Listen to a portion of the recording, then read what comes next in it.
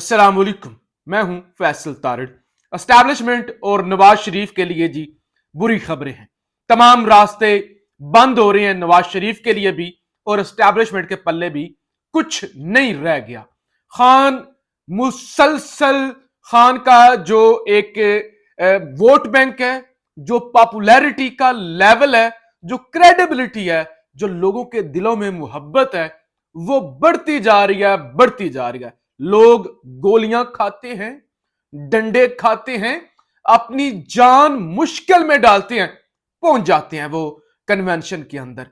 और केपीके के पश्तूनों ने जिस तरह से खुद को साबित किया है और जिस तरह से इमरान खान के साथ, जमहूरियत के साथ, रूल ऑफ लॉ के साथ, डेमोक्रेसी के साथ जिस तरह से वो खड़े हो गए हैं, मुझे नहीं लगता शायद इससे पहले पाकिस्तान के अंदर कोई तबका खड़ा हुआ हो कि कल बाजोड़ के अंदर जो कुछ हुआ और आज जिस तरह से कोहाट के अंदर कि वो ग्राउंड जिसके अंदर वर्कर कन्वेंशन होना है उसी के अंदर पानी छोड़ दिया गया है।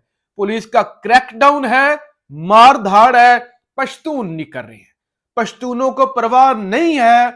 और ये ताकतवर हलकों को भी पता होना चाहिए कि पश्तून अगर एक दफा खड़े हो जाएं, एक दफा वो स्टैंड ले लें और अगर उनका कोई मेहमान हो और उनके पास मेहमान चला जाए, वो अपनी जानें कुर्बान कर देते हैं, अपनी जान दे देते हैं, अपने मुवक्कफ से वो पीछे नहीं हटते। याद रख लें, कोई रास्ते, सड़कें उखाड़ना, ग्राउंड्स के अंदर पानी छोड़ देना, गोलियां चलाना, पश्तूनों पर इसका कोई असर नहीं है। मां की गोद से लेकर और आखिर तक पश्तून क्लाशन कोफे चलाते हैं, गुलेले चलाते हैं, शिकार करते हैं, बहादुर होते हैं।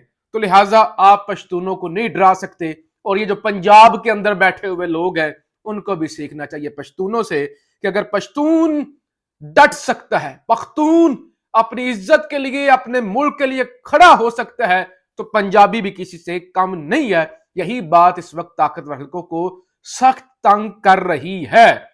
एक तो जी आज इस्तीफा मंजूर किया गया है शौकत तरीन साहब का। शौकत तरीन साबिक वजीर खजाना पीटीआई के, उन्होंने पीटीआई भी छोड़ी, सियासत भी छोड़ी और सेनेट की सीट भी छोड़ी। तो उनका इस्तीफा सादिक संजरानी ने बड़ी बेशर्मी के साथ बगैर किसी पूछे कि आप सेनेटर हैं और अभी सेनेट का इलेक्शन दोबारा हो भी नहीं सकता क्योंकि इलेक्टोरल कॉलेज ही पूरा नहीं है, असेंबली ही पूरी नहीं है ही नहीं, तो आप क्यों इस्तीफा दे रहे हैं? उनका इस्तीफा कबूल कर लिया है। और दूसरा जी, कल रात से खबरें चल रही थी कि नदीम अफजल चंद 190 मिलियन पाउंड स्कैंडल के अंदर इमरान खान के खिलाफ गवाही दे रहे हैं। मैंने कहा ज़ुबैदा जलाल दें, बाप पार्टी की है ना, ये परवेज खटक जैसा कम ज़र्फ शख्स, परवेज खटक जैसा कम ज़र्फ दे गवाही। नदीम अफजल चंद आपकी नहीं बनती। आपका बेशक ताल्लुक पीपल्स पार्टी से है, बेशक आपका नून लीग, बेशक आपका किसी से भी ताल्लुक ना हो, आप पीटीआई में भी रहे हैं, आपकी नहीं बनती। आप जमहूरियत पसंद और आप एक अच्छे सियासतदान हैं, आपसे ये तवक्को नहीं रखी जा सकती। बहरहाल फिर नदीम अफजल चंद कौम की उम्मीदों पर पूरा उतरे। उन्होंने बरमला एक भरे जलसे के अंदर ऐलान किया कि मैं किसी सियासतदान के खिलाफ गवाही नहीं दूंगा। ये जरा सुनिए जरा आप। वो जेल में और मेरा स्कूल ऑफ थॉट कभी कैदियों और मजलूमों के ऊपर बात करने वाला नहीं है। मैं जिनके मानने वाला हूँ वो ना कैदियों पे ना बीमारों पे बोलता है। मैंने जो बयान देना था, नए वालों ने जो पूछा, जो हकीकत थी, जो मैंने देखा सुना, लेकिन मुझे कोई अदालत में कहे कि आप आकर गवाही दे, मैं हरगिज़ गवाही देने के लिए तैयार नहीं। ना सबीना का मेंबर था, ना मैं किसी के खिलाफ, सियासतदान के खिलाफ मैं गवाही नहीं दे सकता। आज वो जेल में है, सियासतदान के खिलाफ गवाही नहीं दे सकता, ये नदीम अफजल चंद की जानिब से कहा गया है। तो लिहाजा वो गवाह तैयार किए जा रहे थे इमरान खान के खिलाफ। नदीम अफजल चंद के हवाले से भी खबरें थी। तो नदीम अफजल चंद ने आज अपनी क्लास साबित की है कि पॉलिटिशियन, ट्रू पॉलिटिशियन, जिस जमात में भी हो उसका एक मौक़िफ़ होता है, उसकी एक ग्रेस होती है, उसकी एक इज्जत होती है कि वो हमेशा तारीख की दुरुस्त साइड पर खड़ा होता है और वो पॉलिटिकल फैसले करता है, वो किसी का टाउट नहीं बनता। रात को परवेज खटक ने जियो न्यूज पर बैठ के एक बयान दिया। कहते हैं कि मैंने इमरान खान को कहा कि आपकी जिंदगी को खतरा है। इमरान खान ने जवाब दिया, मुझे कोई फिक्र नहीं, शहीद हुआ तो मेरा नाम हमेशा रहेगा। उसके बाद मैं डर गया, مجھے لگا یہ شخص ملک میں ڈکٹیٹرشپ لانا چاہتا ہے. کہتے میں نے عمران خان سے کہا کہ تمہاری زندگی کو خطرہ ہے. عمران خان نے کہا کوئی پرواہ نہیں ہے, اگر میں مر گیا, میں شہید ہو گیا تو میرا نام تا قیامت رہے گا. کہتے اس کے بعد میں ڈر گیا کہ اس شخص کے اندر خوف ہی نہیں ہے, یہ ڈکٹیٹرشپ چاہتا ہے. اور پھر رات کو جو D G I S I سمیت اور انصار عباسی کی جو کلاس لی پرویز خٹک نے کہا یہ نلائق اور جاہل ہیں, یہ ان پڑھ گوار ہیں جو یہ خبریں لگا رہے ہیں کہ جنرل باجوہ کو عمران خان تا حیات نہ توسیع دینا چاہتا تھا. ایسا تو نہ آئین کے اندر نہ قانون کے اندر تا حیات کیسے آپ کسی کو ایکسٹینشن دے سکتے ہیں. تو یہ D G I S I صاحب نے بھی پریس کانفرنس کی تھی کہ سپا سالار کو جی مل رہی تھی ایکسٹینشن, تا حیات آفر کی گئی تھی. اور پھر یہ انصار عباسی صاحب بھی خبریں کہ خان نے تا حیات آفر کی. تو انہوں نے کہا ایسی کوئی بات نہیں, نالائق جاہل ان پڑھ گوار ہی ایسی خبریں یا ایسی باتیں کر سکتے ہیں.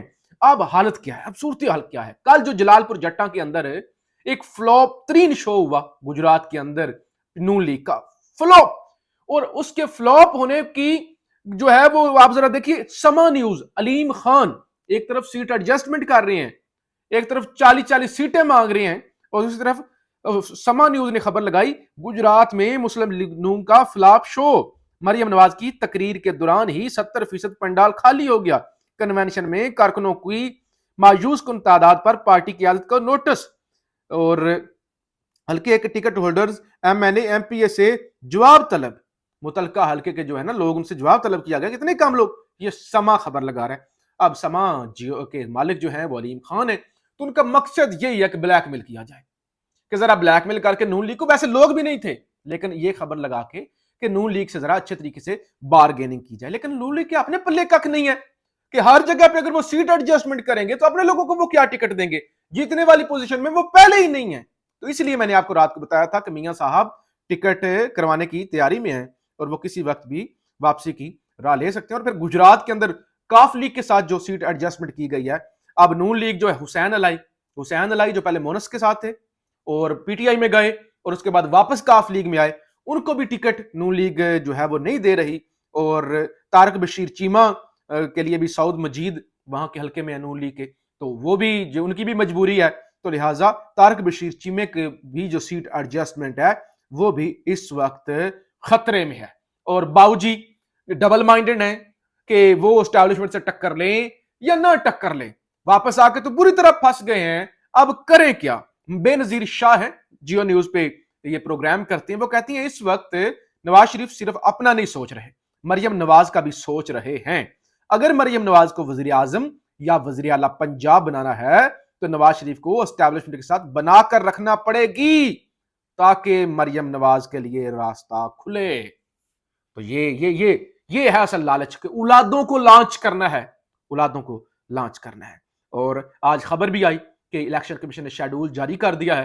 بہرحال اس خبر کی تردید کی گئی پھر اب الیکشن کمیشن کی جانب سے کہ ابھی تک کوئی شیڈول جاری نہیں آیا. کچھ سروے سامنے آئے ہیں, وہ جلدی سے آپ کے سامنے رکھ دوں. سرگودا ڈسٹرکٹ کا سروے کروایا گیا ہے اور یہ نومبر کے مہینے کے اندر کہ وہاں پہ پاپولر ووٹ کس کا ہے, تو وہاں پہ پاپولر ووٹ جو ہے وہ پی ٹی آئی کا ہے 53%. حالانکہ سرگودا کے اندر پہلے ووٹ بینک نون لیگ کا ہوتا تھا, تو سرگودا کے اندر 53% جو ہے وہ P T I, known league 33%, یعنی بہت پیچھے, اور باقی ساری جماعتیں مل کے بھی 14%.